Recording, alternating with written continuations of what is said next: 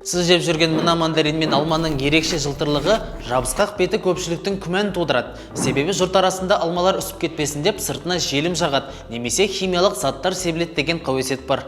Бұл ақпарат қаншалықты рас, NoFake кезет анықтап көрді. Шын мәнінде жемістердің бетінде табиғи балауыз қабаты бар. Ол ағашта өскен кезде пайда болып, ылғалдың булануынан және зақымданудан қорғайды. Алайда мамандардың сөзінше өнеркәсіптік сақтау мен ұзақ қашықтыққа тасымалдау кезінде бұл табиғи қабат қосымша қорғаныс жабынымен күшейтілуі мүмкін. Санитарлық эпидемиологиялық бақылау комитеті басқармасының басшысы Айгерім Садубаева да бұл мәліметті растады. Алайда жемістердің қабығын өңдеу белгілі нормаларға сәйкес болуы тиіс. Яғни жемістердің бетін өңдеу үшін микрокристалды балауыз, толықтырылған полиэтилен балауызы, сорбин қышқылы және калий сорбатты қолдануға рұқсат етіледі. Олар белгіленген нормалар сақталған жағдайда адам денсаулығы үшін қауіпсіз.